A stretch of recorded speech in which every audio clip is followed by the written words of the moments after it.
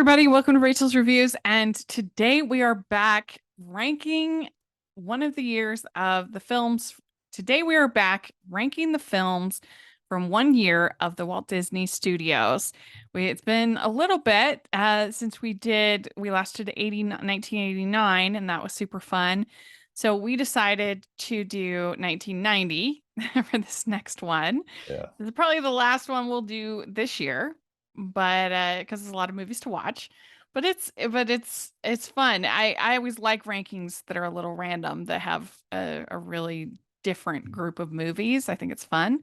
So today we have 16 movies that were part of Walt Disney Studios in 1990. We're going to rank them. And I'm film critic Rachel Wagner. Stanford is here. Hey, how's it going? I'm doing good. How are you? Well, I'm doing well. I'm really excited about this. And yeah, as you mentioned, with these films in 1990, Disney was releasing feature films under 3 labels at the time. So of course, Walt Disney Pictures, which included the stuff from the animation studios, Touchstone, and then Hollywood Pictures too, which was kind of like an offshoot of Touchstone. I mean, most of the films most of the more kind of adult films we saw, or grown-up films we saw, were Touchstone this year. But Arachnophobia is a Hollywood, and so was, if I'm not mistaken, Taking Care of Business. Oh, and I guess would there technically be 4, because we have Disney? What did they call it? Not Disney's. Oh Tunes. Yeah, Movie Tune Studios. Movie Tune. Yeah. It would be 4. Yeah, it would. You're right. It'd be 4. So anyway, it's an interesting eclectic group because of those different studios. It's such an interesting mix of films. In fact, you just think, wow, these all came from the same place. I mean, clearly, as we said, they're from different studios under the umbrella of the Walt Disney Studios, but yeah, they're different for sure. And I really didn't have any of these movies that I hated. I didn't think any were like awful. I kind of had a bottom group, middle group, top group. Yeah. But nothing that was miserable to watch. I had a couple of miserable ones we'll talk about. Yeah, because we have no idea what each other's rankings are. Yeah, no exactly. Yeah. So that'll be fun. However, I mean, I was comparing some of these to like some of those DComs that are or Disney nature films that are really torturous for me, as you know. And they might not have been to that level, but they were pretty bad for me. But anyway, all right. But lots of good stuff. I'm excited to talk with you about it. It was hard for me to decide on my number one. I still am, even right now, kind of thinking about it and questioning the one that I have on my number one, because my top 5 are so different that it's really hard to kind of put them in order, but I did my best. So, well, why don't we get started? And what is your number 16? My number 16 is Spaced Invaders. Same. Okay, yeah, which is a really weird sci-fi film. I mean, it's played for for comedy, right? Martians attack Earth, and the Martians are just morons. Right? They're just stupid. Well, not only are the Martians morons, but the humans are really stupid. The humans are horrible. The whole movie. Exactly. And so I liked the alien design, and I liked the homage to sort of 1950s serials kind of idea. Yeah. And it started me thinking that I don't know if, for me at least, I don't think that has ever really worked.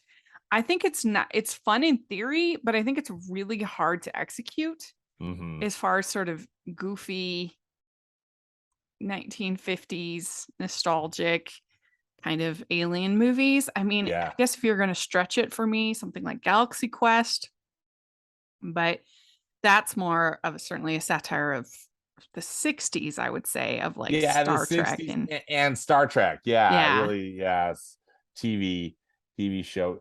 And I think we had exchanged some tweets about this. To me, I think, one, it's a guilty pleasure for me, but Tim Burton's Mars Attacks is one that works for me, although I can see how it wouldn't work for everybody, because Mm-hmm. uh it's pretty mean spirited, and Mm-hmm. uh yet I feel like, I don't know, I guess if I'm in the right mood, it Mm-hmm. just always makes me laugh. But I'm with you. I think it's, I don't know if there really has been a successful spoof, you Yeah. know. I saw that in high school and I didn't like it in high school, but I had pretty bad taste in high school, so maybe I should give it another try. Well, I have I'd be not seen interested. it in many years. I'd be very interested to talk with you about it, because uh you know, and I think too, just having a lot more films under our belts respectively, That's I true, think yeah. he- Hmm. helps, because I feel like so much of that film is an homage to all Mm, these, to a lot of different films. yeah. But I wished that Space Invaders was funnier. Again, I Yeah. appreciated that they were trying. I think one of the things I really disliked, Rachel, about it was the Martian design to begin with. Like, just I mean, hello, they were Martians, the way that but like, just like the weird way that their mouths moved and stuff. I Hmm. don't know. As if you call it the animatronic or just the prosthetic or whatever they had put over the actors that were playing the Martians, um, that just bugged me every scene. Yeah. I didn't you know, mind. I thought they were kind of fun. I liked the design, and I thought that this could have worked better as like a short, as like a little goof, kind of a 10-minute, 15-minute, yeah, like a YouTube video, yeah, kind of a thing. I thought it could have worked, but it just grew repetitive and tired. yeah. That And it yeah. was really frustrating. That's for me. As I was just going to point, it's like, I think it's one of the few films of this rewatch and watch, because of many of these films I'd never seen before. That just was really dragging for me. I was just like, I couldn't wait Hmm. for it to be over. One thing that I thought was kind of fun was Ariana Richards, who played the character of Kathy. She's a young little girl who's like kind of sympathetic with the Martians. Uh, that she's the girl from Jurassic Park. Yeah, that was fun to see Which was her. fun to see her younger. Because this was made, just a few years, 3 years before Jurassic Park. Didn't Jurassic Park come out in '93? Is that right? Is Yeah, that that's right? right. So, that was fun. And then, just, this is such a Disney nerd thing, but uh, there was that old man character. He's played by an actor named Royal Dano. Royal Dano is the voice of Abraham Lincoln in uh, Great Moments with Mr. Lincoln at Disneyland. Oh, really? That's He's so the funny. he's the voice of the animatronic. That's funny. Anyway, so when I Yeah. saw that he was in it, I was like, "Oh wow, Royal Dano!" Is having another Disney moment, kind of in a weird way, but Yeah. still, So that's why, I mean, for me, I wouldn't say that I didn't hate it. I thought there was enough sort of creativity and weirdness to like, and not, I didn't hate it, but I certainly wouldn't go fresh on it. I didn't love it. It's my least favorite. So it was kind of yeah, the low bar. And I don't know, I just think that kind of campy humor is so hard to pull off. yeah, It's very difficult. I think so too. And and they They gave it a didn't. shot. They gave it a shot. For me, I thought I was dreadful. I gave it just 1 star, Yeah. and I yeah, gave it 2. So, okay, yeah. that's Uh, fair. all right. Well, what do you have at 15? So, speaking of difficult comedy, or the comedy is hard, I have Ernest Goes to Jail at number 15. Oh, huh? You And did, huh? oh my goodness, Rachel, I hated this movie so much. And I think part of it, uh, you know, I was glad I watched it, because I'm not sure I probably have watched one of the Ernest movies all the way through. Maybe Ernest Goes to Camp or something. I honestly, I just can't remember. I I respect Jim Varney and his talent, and I think that how he did this film, and I guess probably all of his films. I just can't speak to it because I just again I maybe have only seen one all the way through, but I'm very familiar with his comedy. Because again, just he was such a presence. That character of Ernest and everything. But it drove me crazy. I just absolutely. And then not only was he or it was Ernest, but then he played this other character, right? That he had that doppelganger, which is this key to the part. It's just like, oh my gosh, we got two Ernests, and I don't know how. It's just it was horrible for me. But again, it was strange because I really respect, because I just think this has got to be hard.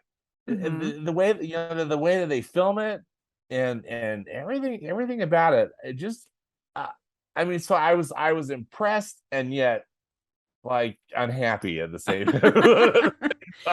Well, I What's your don't take think on that it? I had ever watched an Ernest movie. Maybe when I was a kid and I've just forgotten. Mm-hmm. But I actually it's kind of random, but I looked at it wrong, and I watched Ernest Scared Stupid first. Okay. And then that was the wrong one. And so then I watched Ernest Goes to Jail. So I actually watched two Yeah, the double. Ernest Yeah. movies, and I really enjoyed them. Oh, good. I No, I'm really liked glad. both. I thought they were really funny and charming. And I guess I have a weakness for that kind of like physical slapstick Mm-hmm. comedy. And I just really enjoyed them, both of them. I thought they were both really funny, and that's why I find it difficult to cover comedies on any of my podcasts, because Yeah. at a certain point it just comes down to, do you think it's funny or not? And and that's it. Like, and I also have like a very low bar when it comes to like plot and things like that. When it like if I'm laughing, I don't really care. Yeah. That if it's like an kind of a stupid plot. Um, but I don't know. I just thought it was really funny. I very much enjoyed it. I'm so And so it glad was you my did. introduction to Ernest, and Yeah. I put on Twitter, I'm like, I realized today that I'm an Ernest fan. I'm an Ernest person.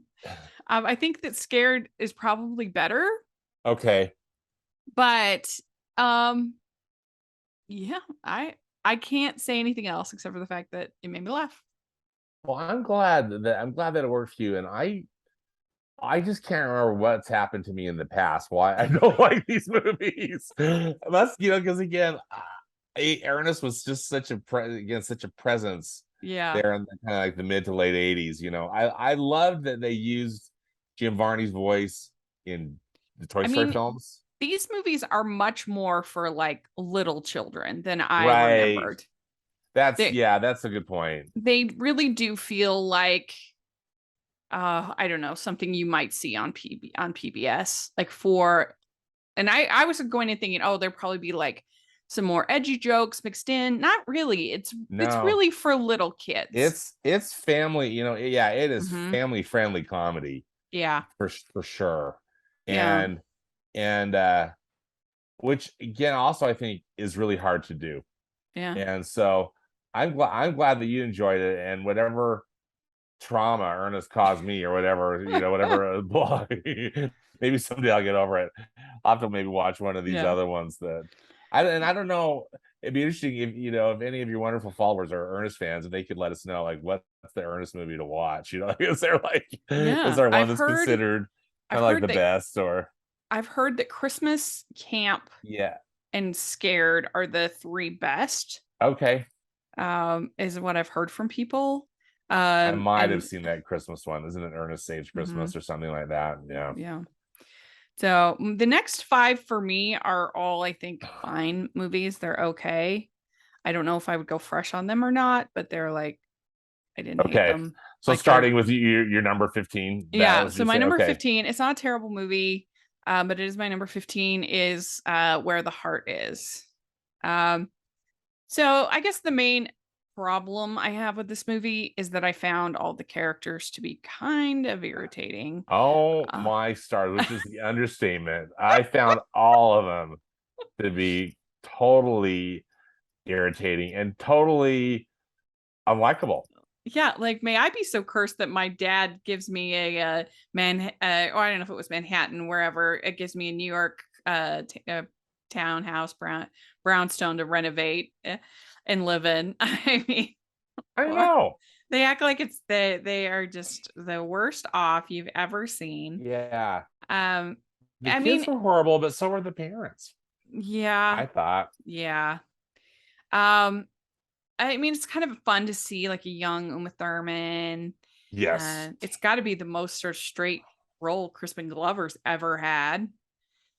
Uh, Exactly. just I a know that's so normal interesting. role. Crispin Glover and I really like Dabney Coleman too. Hmm. I think he's such a good actor, but oh yeah. I have a little higher just because of the movies that in between it I liked so much less too.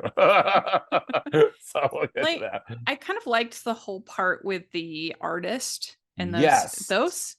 uh those interactive paintings, I guess you'd call them, with where she merged humans and the backgrounds were really cool. Those were really cool. Yeah. There was a lot of artistry in the film that was appealing to me. And it's interesting Hmm. because the director is John Borman, who's a Brit, and he's got a very eclectic um, filmography.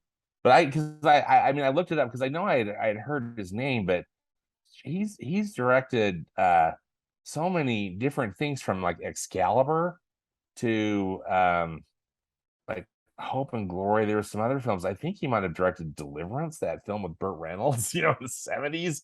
Anyway, um, he's done so I think he's just clearly a very excellent director. Um, and it was an interesting, there was some interesting stuff to it, but yeah, it was those horrible characters for me that really pulled me, or Yeah. just it just were irritating. Yeah, I thought that Christopher Plummer had some moments as Wasn't the that was an interesting vagabond. role for him? Hmm. I thought, yeah, he's such a good actor too. I mean, he Yeah. could do it. So I don't know. It wasn't a total loss, but I would never watch it again. Yeah. Uh, because yeah, the characters were so entitled, and so it's my number 15. What do you have at 15? So at 15 again, I Ernest Goes to Oh, right, Jail. right, right. Yeah. Okay. Well, what do you have at 14? At 14, I have Firebirds. Same. I have Top four. Gun called and wants its Yeah. movie back. You know, both This Top is Guns. totally generic. Totally. Yeah, exactly. A Top Gun copycat. I mean, I think that it was, to me, it was serviceable. Like if you're just looking for something really generic, Mm-hmm. but you would just watch Top Gun. I can't think of Right. any other reason that you would watch this over watching Top Gun. Unless you just love Nicolas Cage so much and you just wanted to see everything that he's Hmm. done. Yeah, I mean, Because it does have he's a. not even very good. I thought it was I think fine. Tommy Lee Jones is in it, Sean Young, but they don't really have good chemistry. oh, Because I they do had think like that, zero chemistry, I yeah, thought. Yeah. because I do think in the original Top Gun, Kelly McGillis and Tom Cruise have pretty good chemistry. They've got that's a real, I think, appealing Mm. part of that. Yeah. And the Yeah. helicopter scenes just looked kind of phony I compared know. to the in the original Top Gun, the flight sequences are pretty impressive. Oh, and the editing in this Firebirds, I just thought was so bad, particularly with those helicopter scenes. Because yeah, after we've had the experience of seeing something really good, particularly with Hmm. Top Gun Maverick, Yeah. this was just. I mean, I think even the original Top Gun beats this too. It was, yeah. Yeah, it to me it was just like very bland. Mm-hmm. So, Yeah, same. yep. All right. Well, what do you have at 13? 13, I have DuckTales the movie, Oh, Treasure of pretty the Lost low. Land. Oh, Rachel, I hate this movie so much. Wow, okay. you should go first, yeah, if you don't mind. Um, You can just tell me what you. Well, no, I guess you should say what's your you I probably have do a have it different one. higher. I Yeah. recently reviewed it for family movie night. So I Mhm. just watched Yeah. it. Yeah. And I do think it has its flaws. I think it starts a lot stronger than it ends because it starts out with quite a fun spirit of adventure. You know, treasure hunting. They Yeah. find the map. They find the treasure and everything like that. I really enjoy all of that. I think the animation's pretty good.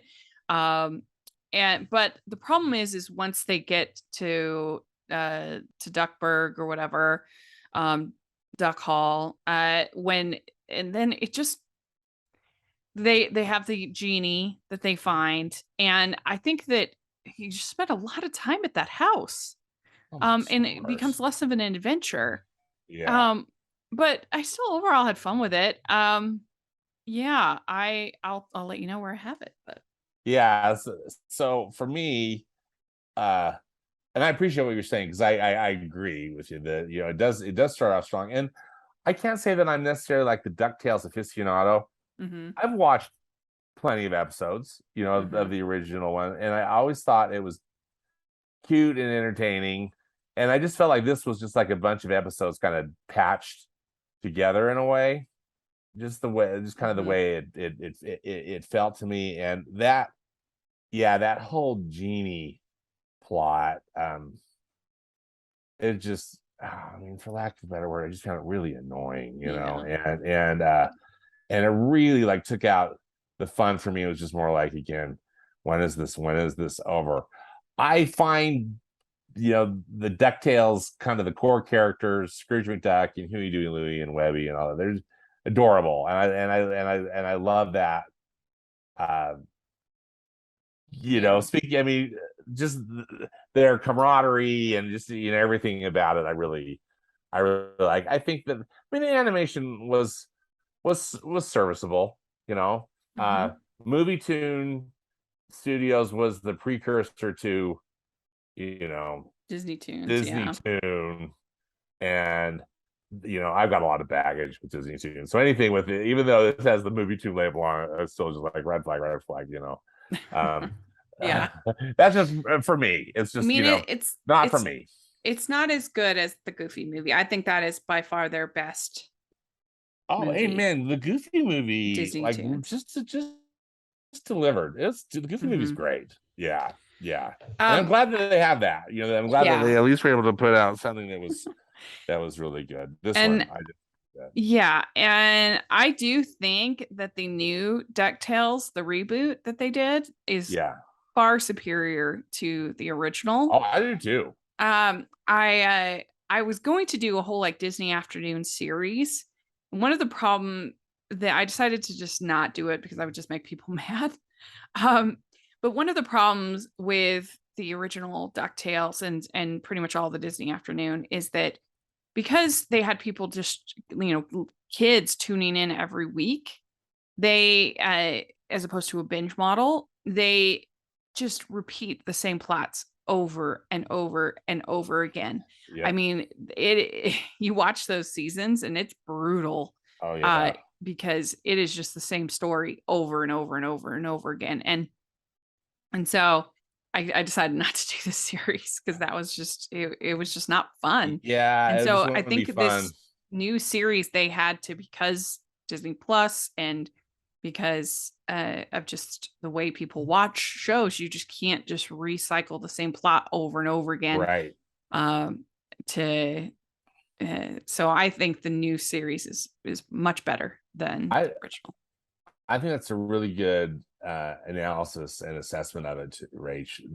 I like this new DuckTales as well because I feel like they've got much more interesting character arcs, and that they really had to like plan it out rather than just kind of recycle it, as you said, just like recycle the same plot over and over.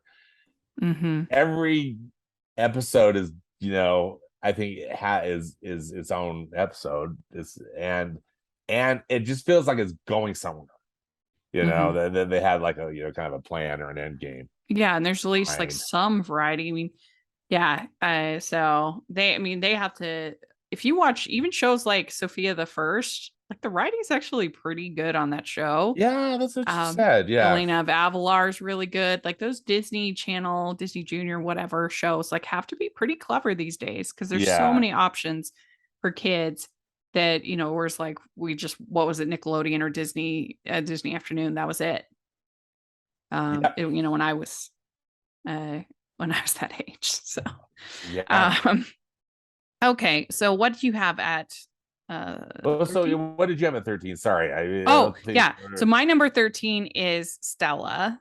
I had Yeah. Stella at 13. I appreciate what they were doing here. I didn't hate it. The homage to Stella Dallas, and it's Yeah. very, very obvious and obtuse at times. And even that iconic shot of Stella Dallas, you know, standing in front Looking of the window, through the looking in. window.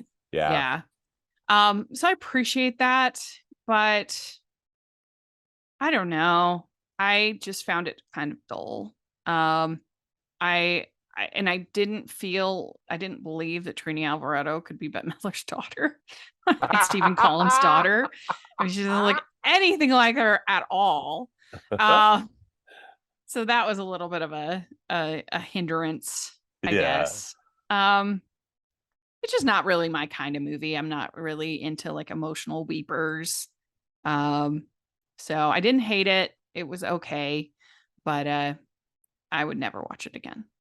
I would just watch Stella Dallas, the original. Watch the original. Yeah. Yeah. I had it higher, which I don't know which we'll get to, but which I kind of can't believe because I'm with you. I don't like weepy movies, uh and like Bette Midler and Beaches like drives me bonkers. I hate that movie so much. I haven't And seen it in a long time, I but kind yeah, of I felt didn't like like this it. was I thought that, at first glance, because I don't even remember that this movie existed. I didn't even remember that Stella Yeah. existed. And if and if it played in the theater, Rachel, which probably did, I don't remember. I don't. Many of these films I remember, and many of these films I saw in 1990 in Hmm. the theater. But At least yeah, Beaches, you have some good songs. oh I mean, yeah, I but like those songs at least. So I would prefer it over this. yeah, because that's true. This one didn't have any really, Hmm. great music or anything. But yeah, they're both But not my cup of tea. oof, oof. Yeah, so I'm kind of shocked where I put Stella, but anyway, we'll get to it. Are you a fan of Rachel's reviews? Do you look forward to Family Movie Night, Female Film Critics panels, or the Talking Disney podcast? If so, please consider supporting the podcast by becoming a Patreon. As a patron, you get to access monthly events such as the watch-alongs and Q&As, where you get to talk to stars and find out the behind the scenes of the movie making industry. And you can pick what I review for Family Movie Night or even become a guest on the podcast. Podcasts and YouTube channels are expensive, and I really, really could use your help. I would so appreciate it. You also get to be a member of the Facebook group where we talk about all the films that we're seeing, and we have so much fun. Go to patreon.com/hallmarkies and select one of the Rachel's fan tiers. That's patreon.com/hallmarkies. Later. Well, what's your number 12? 12, I have Three Men and a Little Lady. And I Mm. promise this is the last one that I'm just gonna be like, oh my gosh, I hate it. But oh my gosh, I hate this movie.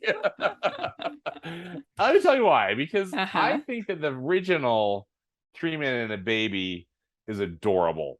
I mean, it's imperfect, but there is so much charm and there is so much great chemistry, and it is just a cute, happy movie. I really, really enjoy it. And I thought that this was just a lazy sequel, because I just thought that they whatever charm and again and chemistry and everything they had, they just like, well, let's just have them go to England, and rather than just like try to think of something creative or interesting, or again, the Tom Selleck character is in love with the baby's mom, but it's just like, oh my gosh, it just, even that romance seemed very, very uninteresting to me. And I guess I just felt like I wanted it to be fun, and instead I felt it was just lazy and full of trite things that were, that are overused and Yeah.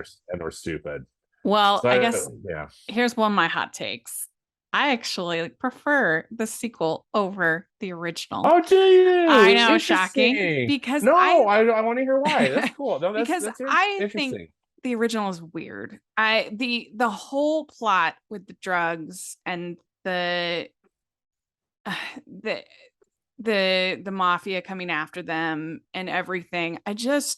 I don't know. I like want it to be cuter. I want it to be more fun. Yeah. And I really dislike, and it's a lot of that original movie.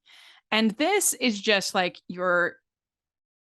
I mean, obviously, I watch Hallmark movies for my job, basically. And so Yeah. I don't mind like a conventional by the numbers rom com. And that's what Mm-hmm. this is. This Yeah. is a uh, very conventional romantic comedy. And I like Mm-hmm. those. Mm-hmm. And I just would prefer the shenanigans going on in this movie and the chemistry between everybody and the cute little family that they have. And Um, I just prefer that over the drugs stuff in the first Yeah. one. So Yeah. that's why. No, that's fair. That's a very fair assessment for Yeah. sure. And I Yeah. was talking to some of my on Twitter, I was talking to some of my Hallmark friends, and a couple of them said, "Oh, I like the sequel better too." And so I think you know, like when I sit down to watch a Hallmark movie, I know exactly what I'm going to get on like 99% of the time. Right. But that's part of the charm of it, and that's part of That's the part of comfort of the, it. yeah. And so that's basically what, and certainly rom-coms can be done terribly, they can be badly executed, but for the most part, I think this one is cute. I just do. No, I'm glad that, I'm glad, and I appreciate what you're saying, because that totally makes sense. And I'm sorry to be so negative on it, That's but it's just, okay. but still, It I is I lazy. I agree with you. It I is a lazy sequel. I I hadn't seen do, it. but I still enjoy it for what Yeah, it is. But no, I that's, get what you're saying. yeah, that's fair. I hadn't seen it since 1990. I saw it, and I think I was like one and done. Like, oh, I hope I never have to watch that again. But I did rewatch it just to make sure, that my thoughts were the same, and they were. Yeah. There this Christmas season, they just announced the Christmas slate for Yeah. Hallmark today as of recording. There's a movie coming out called Three Wise Men and a Baby on Hallmark. With three Whoa. of the channel's biggest stars, with Paul Campbell, Tyler Hines, and Andrew Walker. So that is going to be a huge hyped up movie. These three bachelors taking care of this baby. And so I am very curious to see how that's going to turn out. Oh yeah, Hmm. interesting. Yeah. Kind of their Um, the Hallmark take on yeah. yeah, and a um, hybrid Christmas movie. and I guess the original is based on this French movie, It's and a like the French French film. movie is even like darker and even more like into the drugs and all that stuff. So Yeah. Um, number 12 for me is Arachnophobia. And I did rewatch this. I watched it last year and I did not get it. I thought it was really slow and really boring, not scary. Um, and then this time so I was like, okay, because a bunch of my friends on Twitter were like, it's so good. I'm like, okay, I'll watch it again.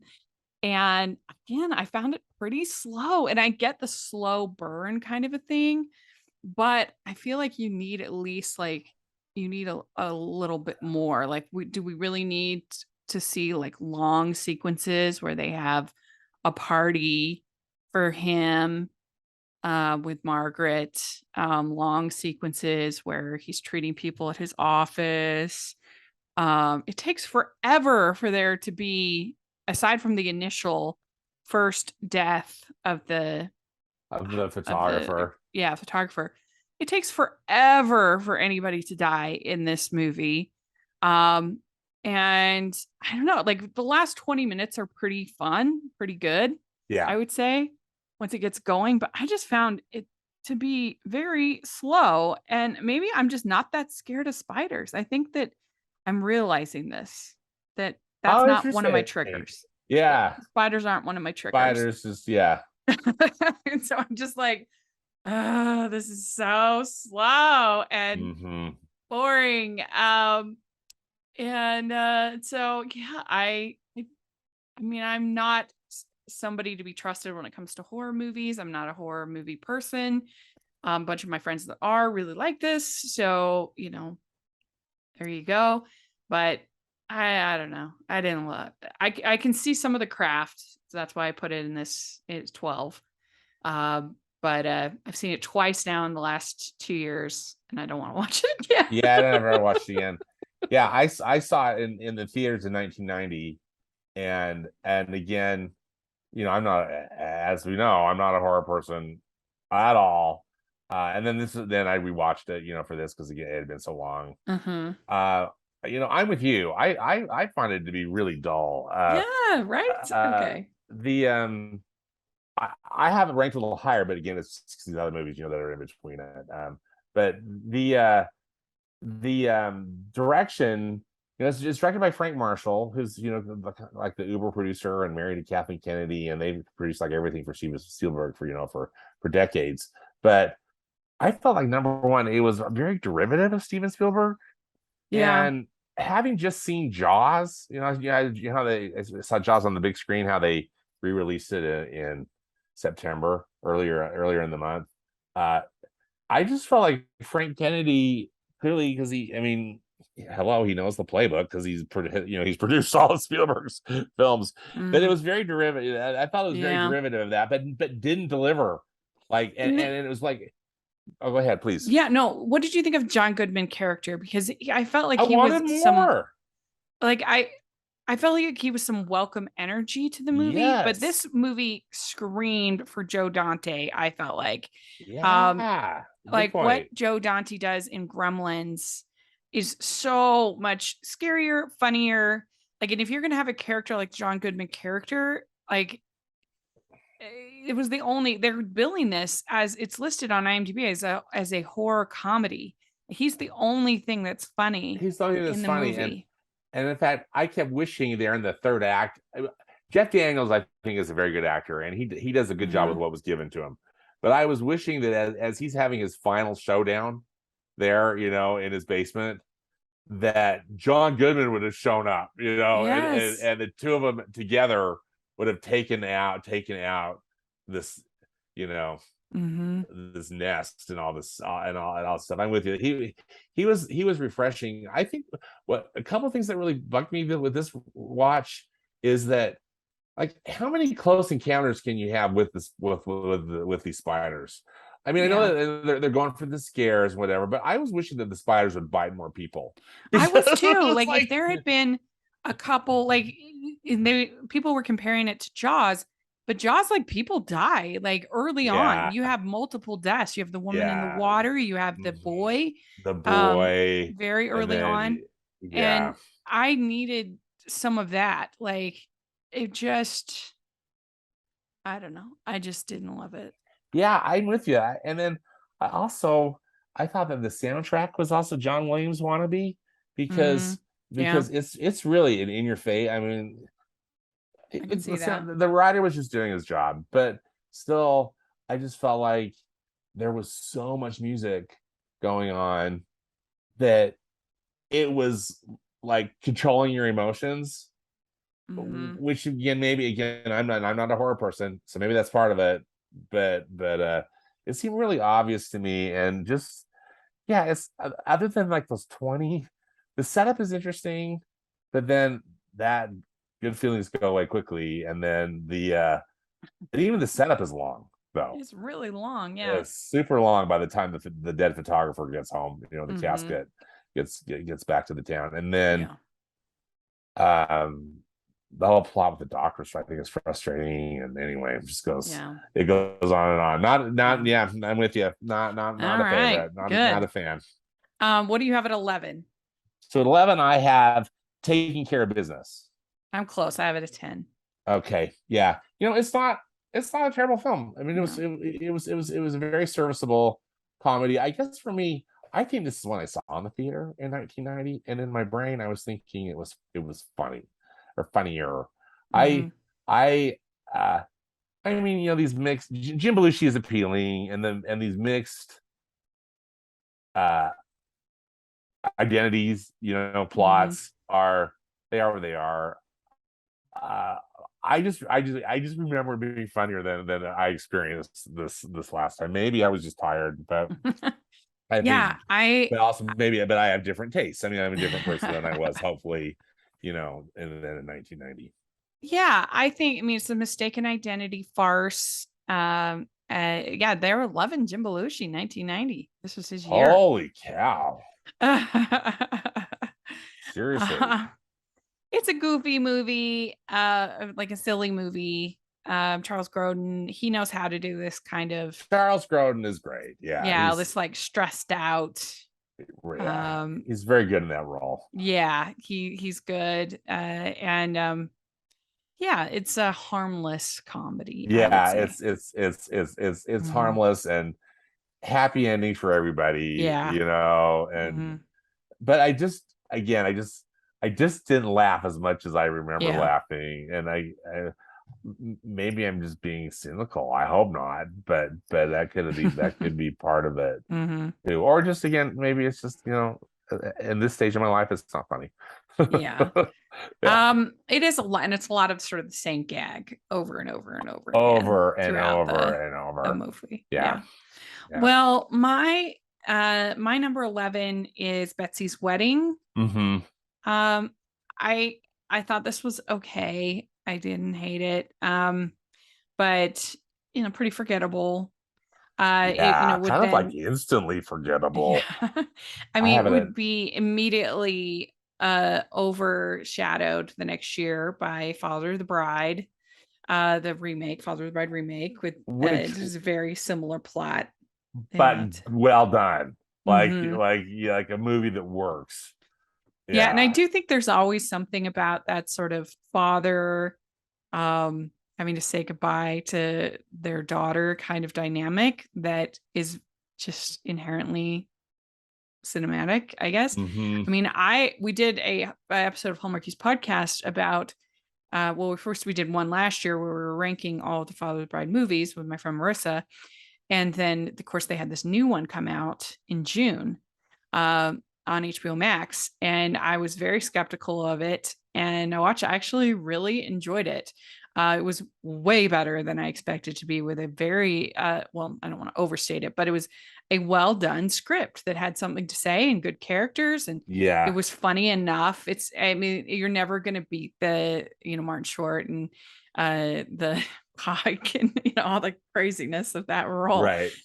So they didn't really try. They kind of went a different, little more realistic route, which I think was probably the way to go. There are some laughs, but it's surprisingly good. This new Father's the Bride. Oh, good. Yeah, I I recommend haven't it. watched I it. I'm happy I to liked hear it, that. and Gloria Stefan and Andy Garcia are really good. And anyway, there is something about that franchise, because I like both the Elizabeth Taylor ones. I I like do both of the too.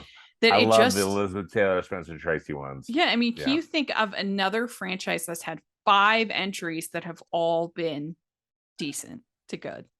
exactly. No, I that's can't think of any other. There's I, always one total, yeah. total turd in any franchise. But so anyway, Not, there's just something about that dynamic that really works. And there was enough talent in this I enjoyed it.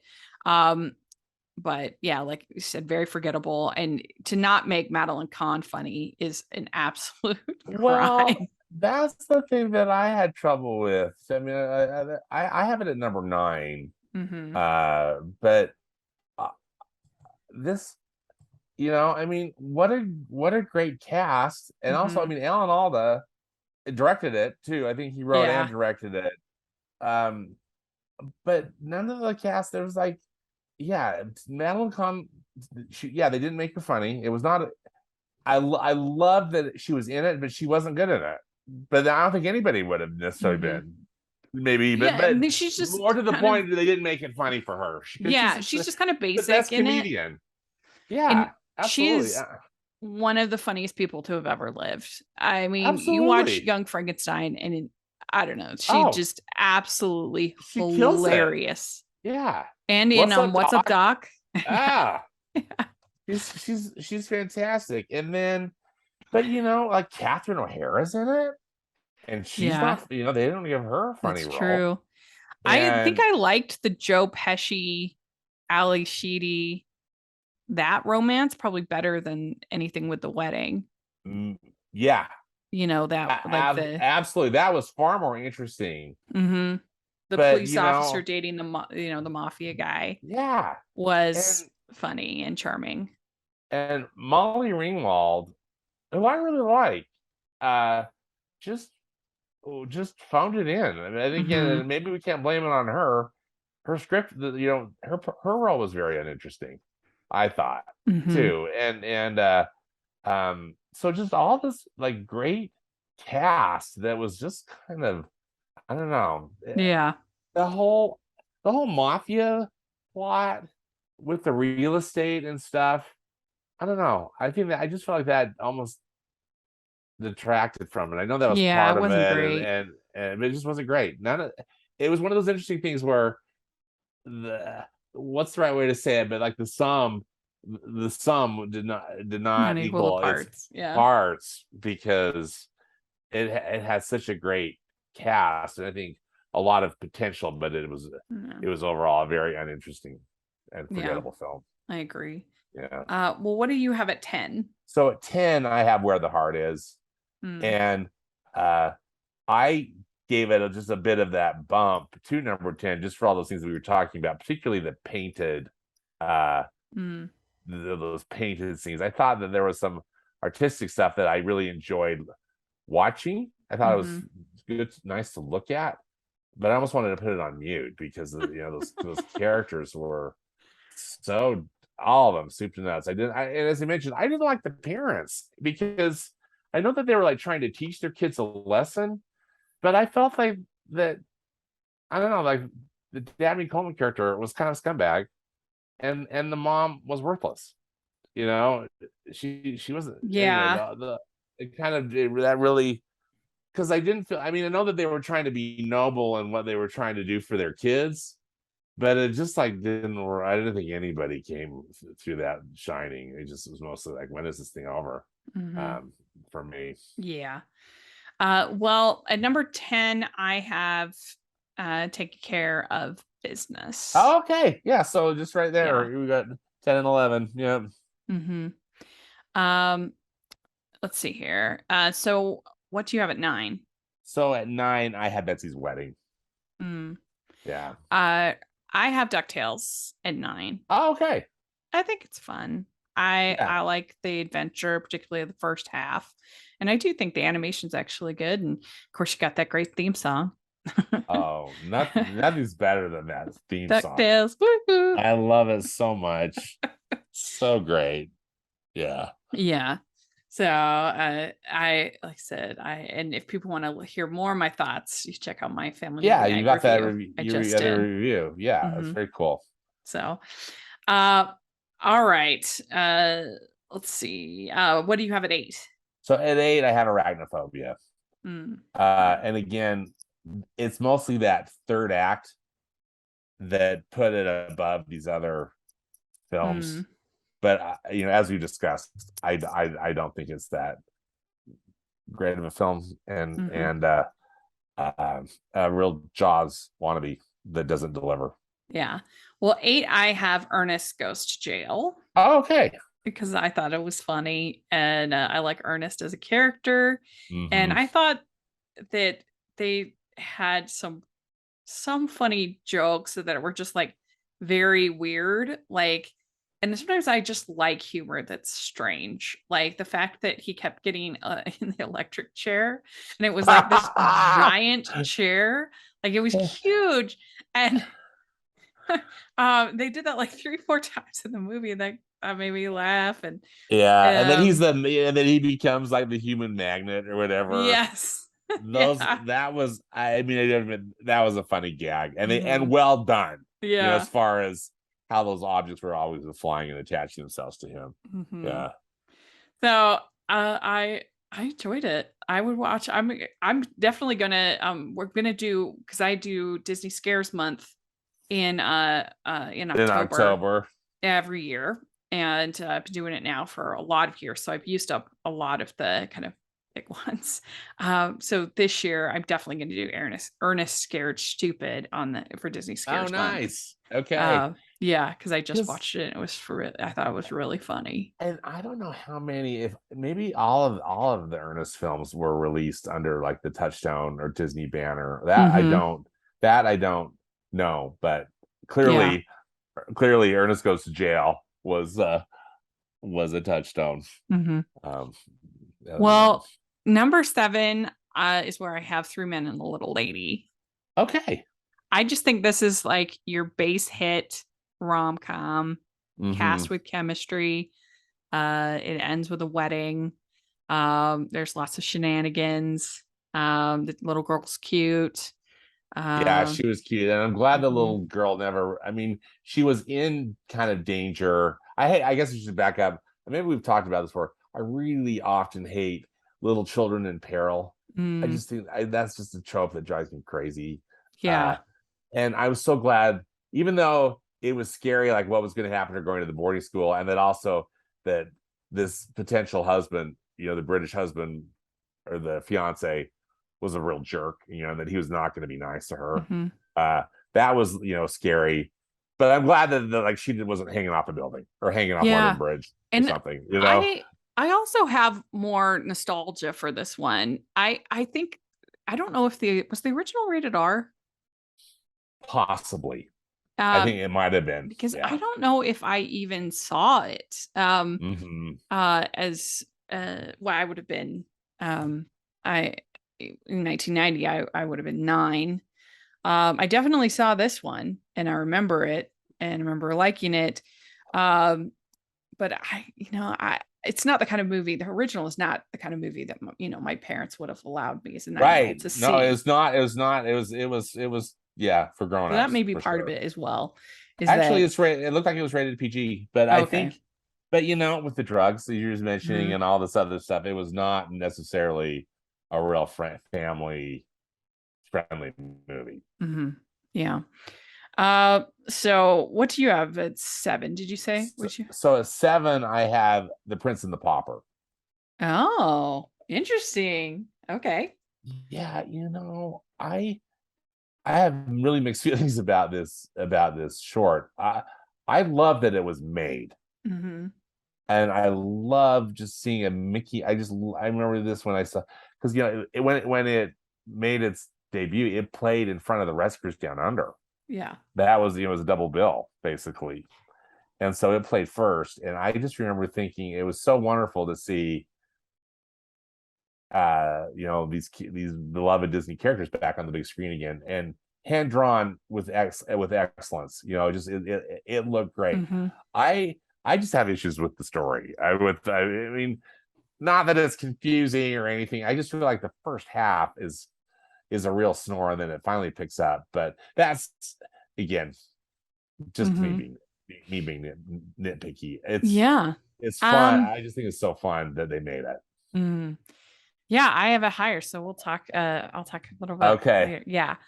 Um, all right. So my number 6 is Did Mr. you say Death. your number 7 too? I'm sorry. Yeah, it's Three Men and a Little Oh, that's Lady. 3 minutes. Okay, Yeah. yeah. So sorry. So sorry. Yeah. So my number 6 is Mr. Destiny. Yeah, And mine too. this Yeah. is very much a Hallmark movie in 1990. I mean, Okay. very. I wanted to ask you about that. Uh, yeah. Yeah. I mean, it's basically a take on Christmas Carol. But Right. not set at Christmas. Um, where he gets to, basically, and it kind of It's a Wonderful Life too. Yeah, I was gonna say Christmas Carol / It's a Wonderful Life. And he gets to see what would have happened in his life if he hadn't missed the big shot at the big baseball game. And I don't know, I just found it really charming. And it's the kind of story, warm-hearted. Michael Caine is great in it, Linda Hamilton, of course, Jim Belushi, Rene Russo. The Um, cast is great. Courtney mhm, Cox is in it. mhm, mhm. Very And young Courtney Cox. yeah. And so I don't know, it's just the kind of sort of sentimental fable that I really enjoy. You know, that was just perfectly said, Rach, because I just enjoyed it a lot too. I just thought it was charming. Again, as you mentioned, I loved the cast. John Lovitz too, was in it, and just great supporting cast, and uh, charming, interesting, a very satisfying ending. I thought Mr. Destiny was just a cute, charming movie. Really enjoyed Yeah. it a lot. Yeah, I'd say it's one of the more underrated of this grouping. Yeah, I'd and I never heard don't of it think before. I had heard of it. I think it's one that I missed. I don't Mhm. ever remember seeing it. I don't think I saw. I think I missed it in the theater, in 1990. Yeah. Yeah. We'd like to take a second and thank our sponsor for this episode of the podcast. It's the Hallmarkies merch store. Are you looking for that perfect gift for the postable, hardy, or Hallmarky in your life? What about getting that t-shirt or hoodie that will help you stand out at your next holiday party? Now is the time to check out the Hallmarkies merch store. Full of festive designs by artists like Jessica Miller, Carrie from Hallmark Comics, and more. You can even have more than just shirts, but totes, cell phone cases, notebooks, mugs, and more. And it isn't just Hallmark. We have designs for Anna Green Gables, Man from Snowy River, The Nanny, and more. Every purchase at the merch store goes to help support the podcast and allows us to make the great content you know and love. There are frequent sales, so go to tpublic.com/stores/hallmarkies or see the link in the description. That's tpublic.com/stores/hallmarkies. What do you have at 5? And this is the one that I just think kind of like, what the heck happened to me? I have Stella at number 5. Because again, I'm just thinking, what? But for me, Rach, I was really taken with Bette Midler's performance. I didn't think that it was it's not a great film. Instead, I think, and then I'm with you, it's like, watch the original. But I was expecting, the torture that is Beaches for me. And clearly it's a weepy and it's all that stuff, but I thought for me it worked. And go figure, and it's kind of like, go figure. This was one of those that really came out of the blue. I'm surprised I ranked it as high as I did, but that's where it that's is. where it is. Yeah. Very good. Okay. Number 5, I have Green Card. And I really enjoy this. I think it's underrated rom-com. I kind of wish that they got together a little bit sooner. Like they realize so late that they're in love with each other. Not until the very, very after the interview, really, is kind of when he realizes it, and then finally, then he realizes while doing the interview, she realizes after, and that's, I guess, the only thing is that there are some pretty swoon-worthy moments that you're just like, oh, I wish that they were together. They'd realize sooner. But I don't think I don't know if Andy McDowell has been more likable. And she's very likable. In this apartment that she has, yes, you would lie Gosh, to stay no in that wonder, apartment in New York. That apartment was amazing. With and I guess that was part of the point, right? That is like, no wonder she lied. With that incredible gazebo and everything, and greenhouse. That's what I meant, greenhouse. Yeah. She can be really good in For Weddings and Funeral, Groundhog Day. She's kind of she's actually starting she's already done one series for Hallmark called Cedar Cove, which I think ran for 3 seasons, but she's actually starting a new series that I think is going to be kind of competition to Heartland, I think, because it's called Ride, and it's all about I think this horse that's interesting thing. Anyway, ranch. So it does scream kind of, we're trying to compete with Heartland, but that doesn't mean it won't be good. It could still be good. So she's become kind of a Hallmark lady, and she did some movies as well. But I think they have nice chemistry. It feels very organic. It doesn't have like the big over the top moments or gestures that you see in, we're talking about Pretty Women, and you see more sort of over the top in that. This is more just like people talking, people Yeah. sharing the same space, getting to know each other, and realizing, oh, we might actually be a good match. I mean, not that much happens in the movie. I mean, they have some uh, mild shenanigans with the people who come to inspect the place. They, take photos to look like they're on vacation and Yeah. stuff like that. But it's a pretty simple movie, I would say. But I really like it. I love Green Card too. I have it at number 4. Hmm. I think it's just a terrific film. I remember liking it a lot when I saw it in 1990, and Hmm. I think I've seen it since then. But I was very happy to revisit it because just for all the reasons you're saying. I just like Peter Weir. I think is an excellent director who directed this, and uh, as you said, it's not like it's just like all flashy and all this stuff is happening. It's it's really gentle, but I feel like that's what makes it so effective. Um, and I just Yeah. and finally, that final scene kind of chokes me up. But I mean, I thought it was a good way to end the movie. Hopeful, not Hmm. perfect, but hopeful. And Yeah, I and just wish there's a scene where he sees her back, I guess you could say, a kind of a sexy scene. I kind of wish that they had made more of a move then, yeah, because it just takes so long for them to realize that the and yeah, we yeah, so I think that would have actually like heightened the tension because then hmm they've been intimate, and so then that's making things even more kind of tense. Um, yeah. but I like I said, I definitely enjoyed it. So I'll have it at 5. Well, at what do you have at 4? So far as Green Card, yeah. Oh, right, right, right. Well, 4, I have Dick Tracy, and this is I had never seen it, This or if was I your did, I'd inaugural forgotten. Dick Tracy viewing, wasn't it, Rach? If I'd seen it, I didn't remember seeing it, and it What is did you think? it is an artistic achievement. I mean, the production design is absolutely outstanding. Uh and I enjoyed it. I thought it was a good enough story, but it's really the standout. I mean, I kind of was joking a little bit on my letterboxed. I said it's better than Batman, and I stand by that.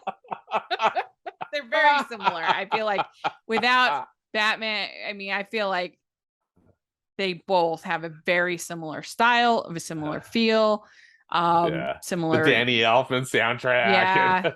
Yeah. The makeup is absolutely incredible. So well done.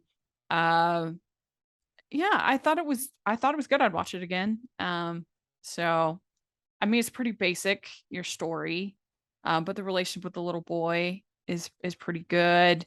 Um, I mean, Al Pacino's practically unrecognizable, Oh, and he's and unhinged, yeah, which I love. hmm Which I yeah, love. and it just looks so good. So I enjoyed it. I did.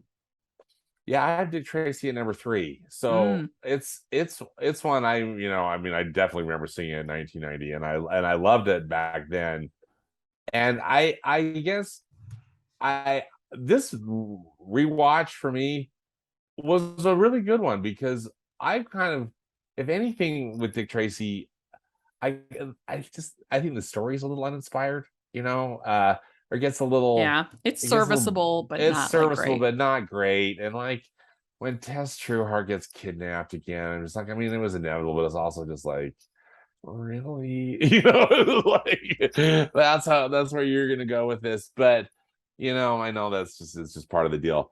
But wow, I just was able just to kind of I just let some of that go and just enjoyed the beautiful cinematography and just those primary colors. It's a real cinematic uh experience. I just have happy memories of seeing it on the big screen because it was marvelous, to be able to take that all in.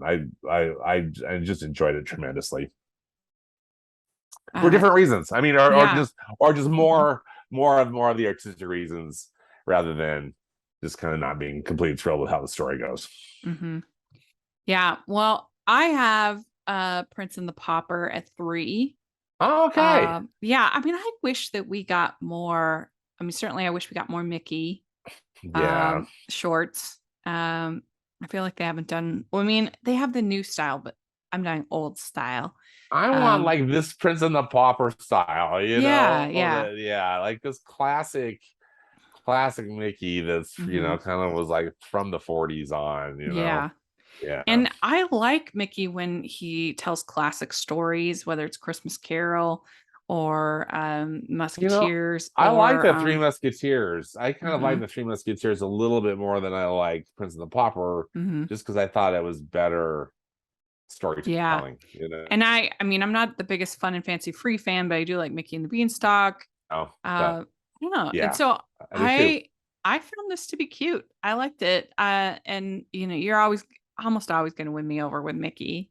And I remember enjoying it before seeing the Rescuers Down Under.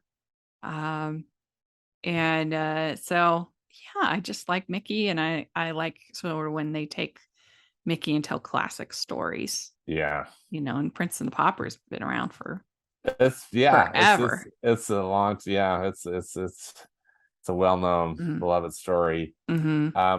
I just am sitting here in a little bit of a state of shock because I'm thinking about what we have as our next 2 films that are going to be the same, and I'm kind of like, what has happened to the world? All right. Well, what do you have at number 2? At number 2, I have The Rescuers Down Under. Oh my gosh, we do have the same 1 and 2.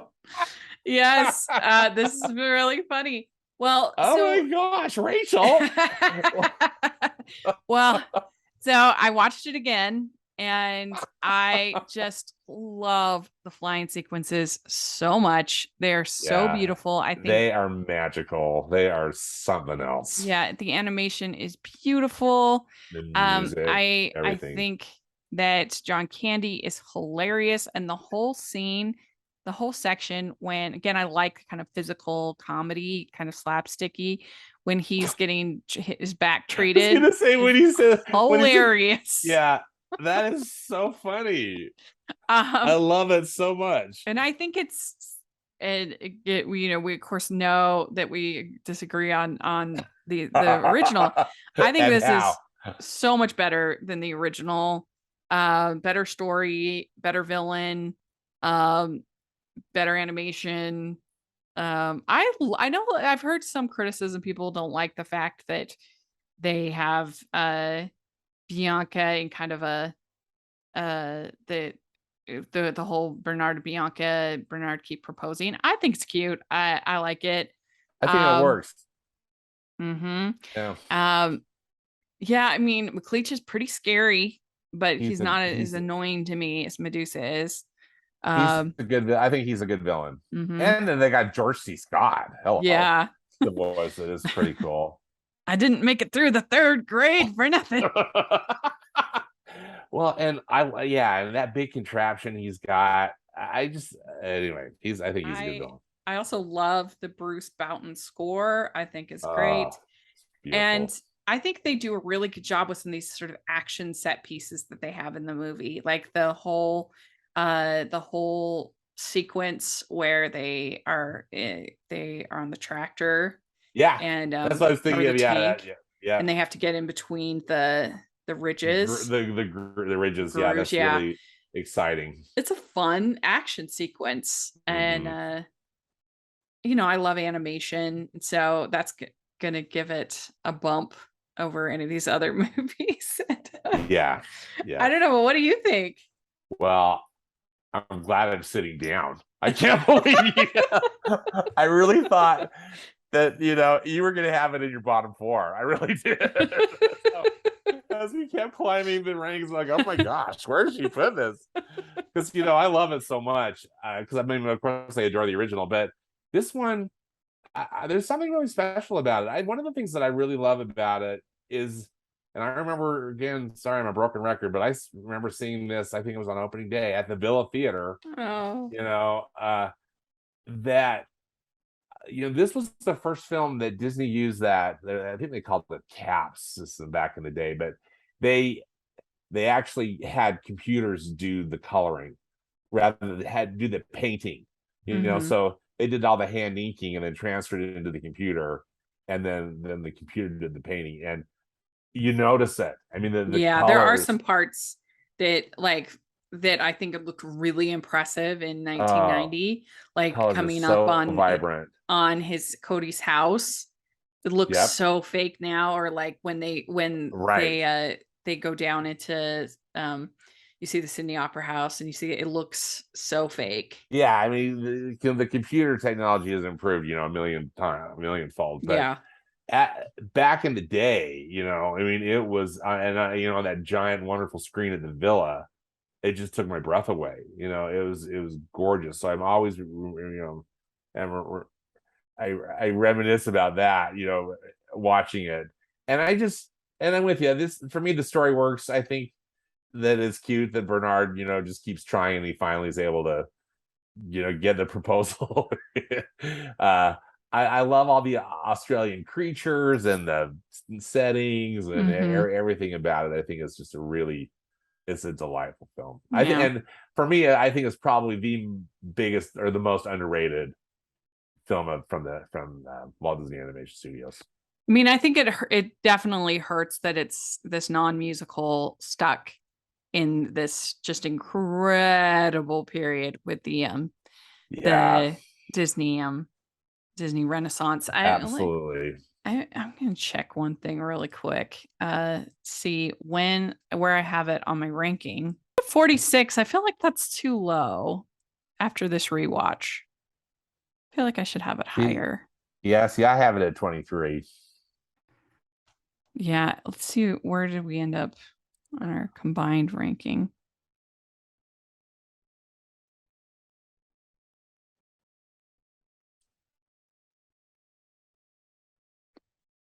We ended up at 35. Okay. On our combined ranking. Yeah, I think I'd bump it up a little bit after this watch. I'm just so glad you enjoyed it. Not that you have to change anything, but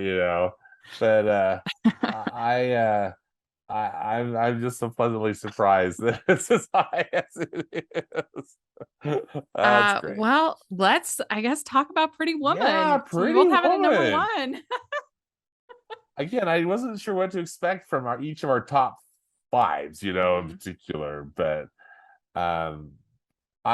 Pretty Woman, again, I saw it in 1990 and was really wowed by